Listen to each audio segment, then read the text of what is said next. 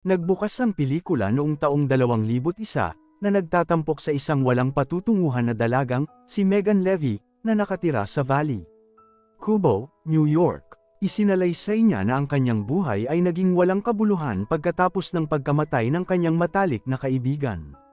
Dahil sa overdose ng droga, mukhang sawa na siya sa hindi niya suportadong pamilya, trabaho bilang pangunahing guro. Bilang resulta, ang kanyang depresyon ay humahadlang sa kanyang pagganap sa trabaho. Dahilan para matanggal siya sa trabaho. Sa desperadong hangarin na takasan ang monotony na ito, isang matapang na desisyon ang ginawa ni Megan isang umaga. Sumakay siya ng bus papuntang airport at umalis ng lungsod, upang magpatala sa US Marines. Nang sumunod na gabi, dumating si Megan sa isang boot camp. Paris Island, South Carolina, kung saan ang isang commanding officer ay agad na nagtuturo sa mga bagong dating. Tumayo sa isang linya, mahigpit niyang ibinabalita sa kanila ang mahigpit na pagsasanay na kanilang pagdadaanan para maging kwalipikado para sa Marines. Mula sa mismong susunod na araw, nagsimula ang kanilang malupit na pagsasanay, at sinubukan ni Megan ang kanyang pinakamahusay na gumanap ng maayos. Pagkatapos ng ilang buwan ng matinding pagsasanay sa pagsasanay, siya ay matagumpay. Umabot sa graduation. Sa araw na ito, lahat ng mga bagong kadete ay nagdiriwang kasama ang kanilang mga pamilya, pero late dumating ang nanay ni Megan kasama ang boyfriend niyang si Jim. Kasunod nito, pumunta ang tatlo sa isang restaurant, kung saan tinanong ni nanay si Megan kung narinig niya ang kanyang ama. Nagtatanong din siya kung may iniwan ang lalaki. Para sa kanya, sa kasamaang palad, ang tanong ay nabalisa, si Megan, dahil napagtanto niya na ang kanyang ina lamang interesado sa pera, kaya umalis siya. Sa sumunod na eksena, inilipat si Megan, na isa ng Marine, sa San Diego County, California, kung saan siya nakatalaga sa Camp Pendleton. Siya ay tinatanggap ng punong sarhento na naghihikayat sa kanila na gumawa ng mabuting gawain. Sinamahan ni Megan ang kanyang mga bagong kaibigan sa isang bar kung saan sila nagsasaya. Tuluyan na silang naglalasing, at mag-ingay habang pabalik sila sa kanilang camp building.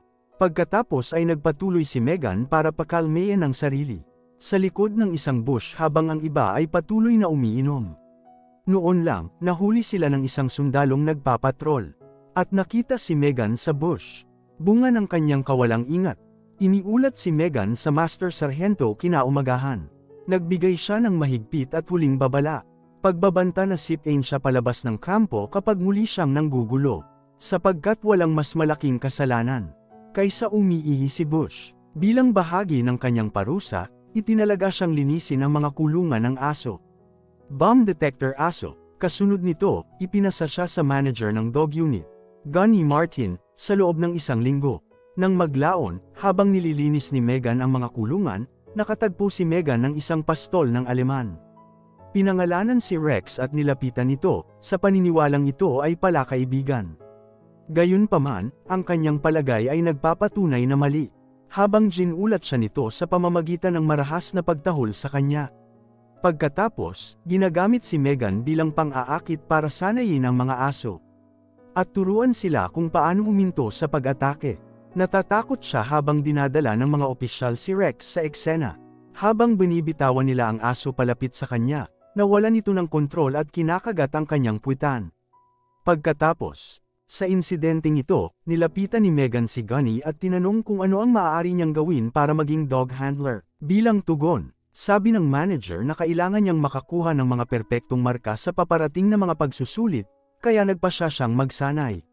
Mas mahirap. Pagkatapos ng ilang linggo ng determinasyon, nagtagumpay siya sa kanyang mga pagsusulit at ipinakita ang kanyang mga resulta kay Gunny, ngunit dahil walang sapat na aso, kailangan niyang simulan ang pagsasanay sa kanyang paghawak gamit ang isang ammo box.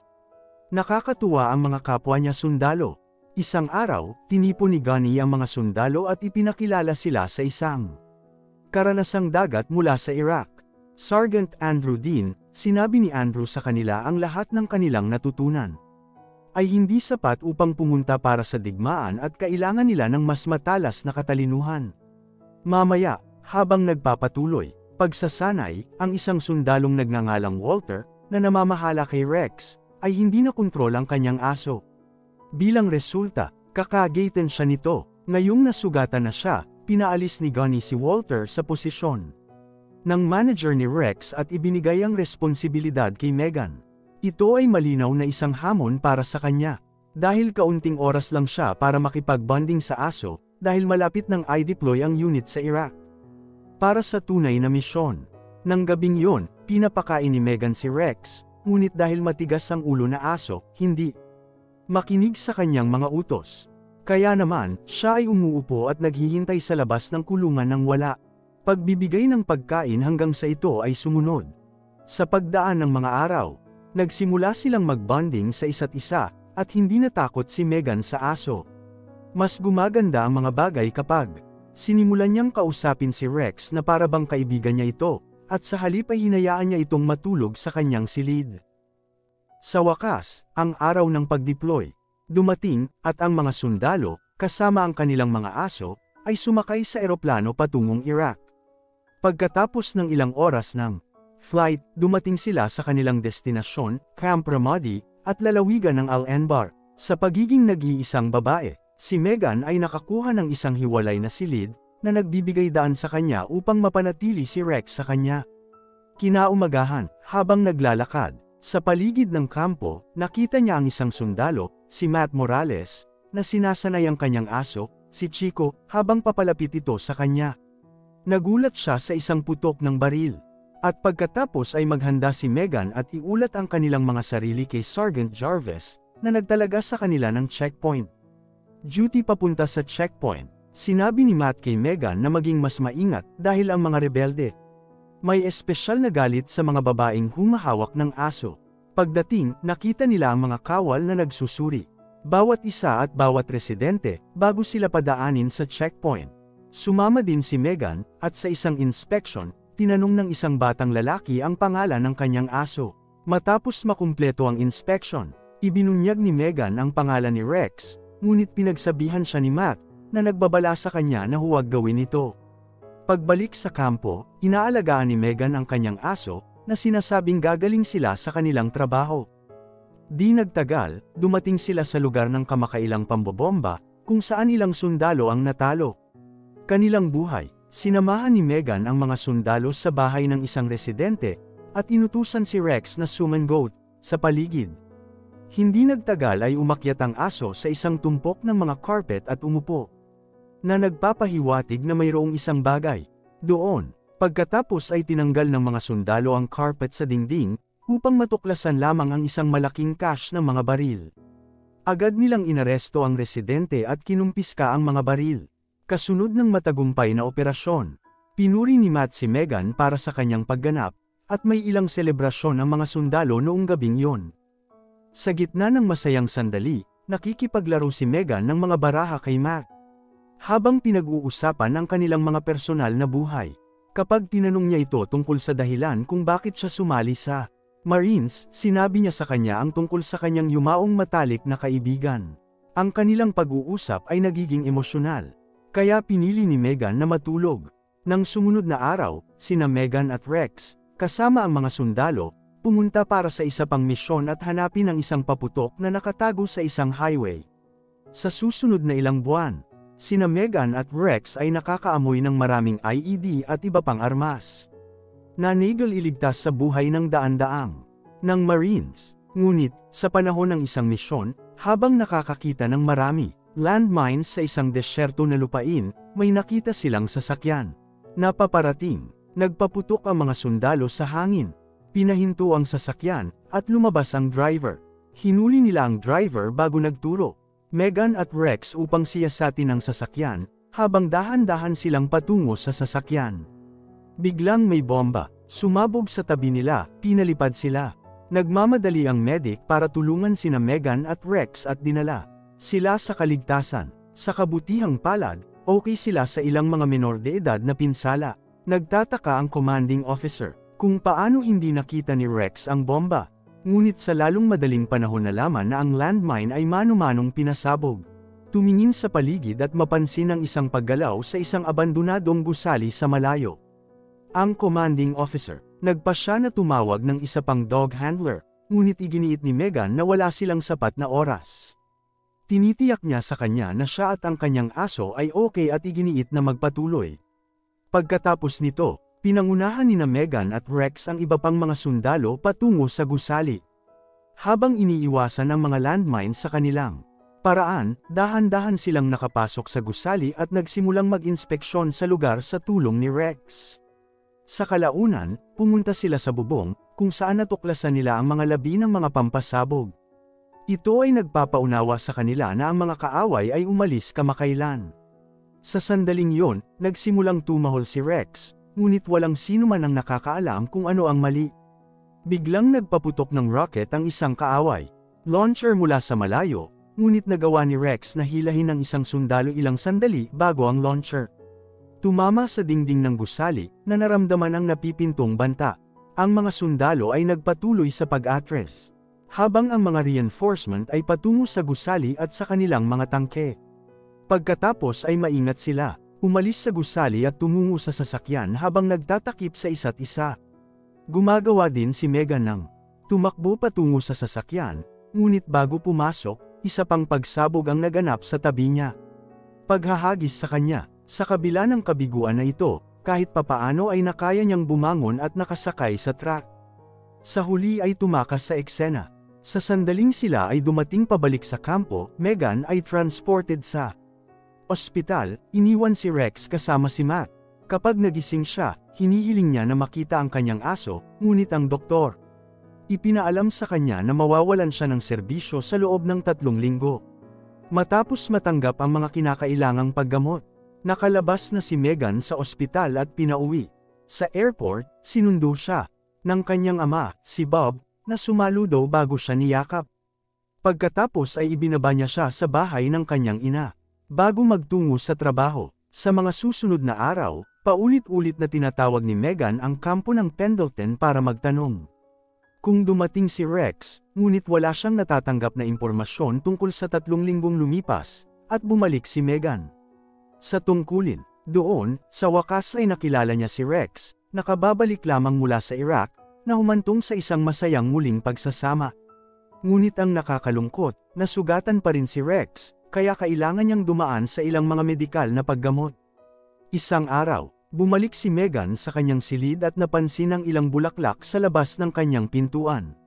Kay Matt pala, ginagawa, at talagang masaya siyang makita siya. Sa mga huling araw, sinubukan ni Megan na ipagpatuloy ang pagsasanay kasama si Rex, ngunit hindi handa pa lang. Napagtanto na ang kanyang aso ay nasa sakit pa rin, nagpasya siyang hindi muling magpalista para sa iba. Ibinahagi niya ang kanyang desisyon kay Gunny, at nais ding ampunin si Rex, kung saan sumang-ayon ang manager. Sa susunod na eksena, dinala ni Megan si Rex sa isang veterinaryo para sa isang regular na pagsusuri. Sa panahong ito, hinawakan ng doktor ang nasugatan ng aso, lugar na nagiging sanhi ng reaksyon nito.